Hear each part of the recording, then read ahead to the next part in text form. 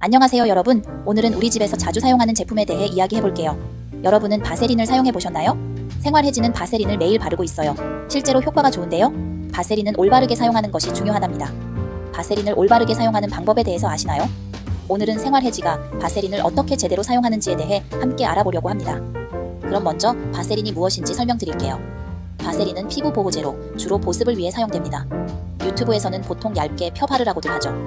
어느 정도 맞는 말이지만 좀 더 디테일하게 사용하는 방법에 대해 알아볼 필요가 있어요. 그러면 바세린을 어떻게 써야 효과가 좋을까요? 일단 얇게 펴 바르라고 하는 말은 맞습니다. 하지만 피부 상태에 따라 다르게 사용할 필요가 있어요.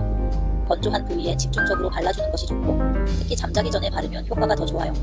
또한 너무 많이 바르면 오히려 피부가 숨을 쉬지 못할 수 있으니 적당히 바르는 것이 중요합니다. 그리고 바세린은 립밤으로도 사용할 수 있고 손톱 주위에 발라 큐티클을 부드럽게 하는 데도 좋아요. 다용도로 사용할 수 있는 제품이니만큼 올바른 사용법을 알아두면 유용하게 쓸 수 있습니다. 여러분은 바세린을 어느 부위에 발라보셨나요? 생활해지는 보통 입술에 많이 바르곤 하는데요. 바세린 통을 확인해보면 스킨 프로텍턴트라고 적혀 있어요. 즉, 피부를 보호해준다는 뜻이죠. 피부가 쓸리는 부위에 얇게 발라주면 피부에 마치 보호막처럼 상처를 보호해줍니다. 바세린이 상처를 막아주는데 효과가 있는 건 알겠는데 바세린이 미용 목적으로도 좋은 걸까요? 미용의 기본은 건강한 피부입니다. 건강한 피부 위에 뭔가를 더하면 예뻐질 수 있지만 기본이 갖춰지지 않은 상태에서는 효과가 없어요. 바세린은 보호막을 하나 더 씌워주면서 피부를 건강하게 해줄 수 있어요. 그러면 피부가 건강해지면서 어떻게 좋아지는 걸까요? 바세린은 피부 보호를 해주어서 피부가 건강하게 해줘요. 사실 피부는 자체적인 보호 능력이 있어요. 피부 단면을 보면 피지선에서 피지가 나와서 유분막을 만들어주고 각질층에서 각질을 계속 만들어주면서 보호해줘요. 하지만 몸 상태에 따라 피부 보호 능력이 항상 완벽하진 않아요. 그래서 바세린을 통해 우리가 원할 때 보호막을 만들어줄 수 있는 거죠. 바세린 사용 시 주의해야 할 것은 무엇일까요? 바로 과하게 사용하지 않아야 하는데요. 얼굴을 보호하는 기름 장벽이 너무 두터워지면 피부가 숨을 쉴 수 없는데요. 피지가 너무 많이 분비되면 모공이 막혀서 트러블이 생기듯이 바세린도 과하게 바르면 배출이 안 될 수 있어요. 그렇다면 바세린을 어떻게 발라야 할까요? 세안 후에 보습 크림이나 로션을 먼저 바르고 난 뒤에 바세린을 발라주시면 되는데요. 바세린 덕분에 피부의 수분감이 훨씬 오래 유지돼요. 바세린은 얼굴 전체에 아주 얇게 펴 발라야 합니다. 손가락에 살짝 묻혀서 조금만 발라주세요. 깨끗한 손으로 전체적으로 손바닥에 얇게 발라서 도포해준 다음에 얼굴에 펴 발라주면 됩니다. 바세린을 꼭 사용해야 하는 부위는 어디일까요? 바로 얼굴에 건조한 부위나 잔주름이 있는 부위입니다.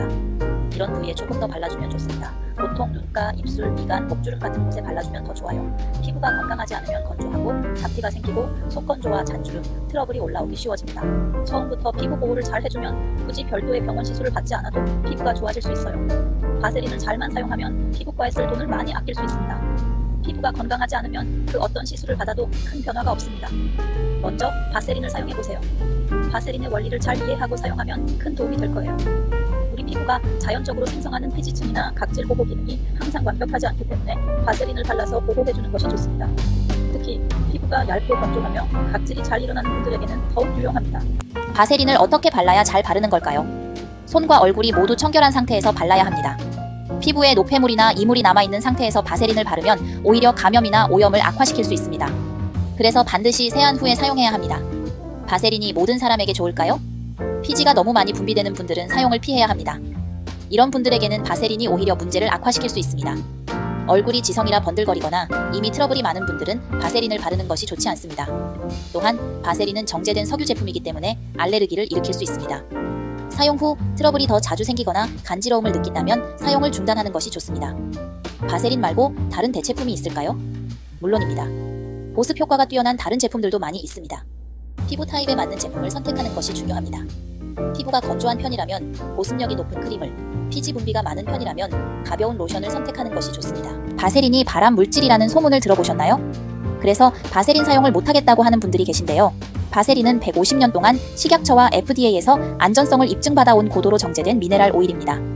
만약 바세린이 문제가 된다면 오히려 대부분의 화장품도 문제가 될 거예요. 왜냐하면 바세린이 연고나 화장품 대부분에 들어가거든요. 그래서 바세린은 매우 안전한 제품이에요. 물론 모든 화장품이 사람마다 다르게 반응할 수 있지만 바세린은 그럴 일이 거의 없습니다. 그래서 굳이 대체품을 찾기보다는 바세린을 사용해보시는 것도 좋을 것 같아요. 바세린을 수분크림이나 로션 대신 발라도 될까요? 안 됩니다. 둘 다 보습을 해주는 역할이지만 로션은 수분을 공급하고 바세린은 그 수분을 날아가지 않게 막을 형성해줍니다. 수분크림을 바른 후에 바세린을 발라주면 더욱 효과적입니다. 오늘 영상 잘 시청하셨나요? 바세린을 올바른 방법으로 사용해서 피부를 보호하고 건강하게 만들어 보세요. 시청해주셔서 감사합니다. 다음번에도 좋은 영상으로 찾아오겠습니다. 안녕!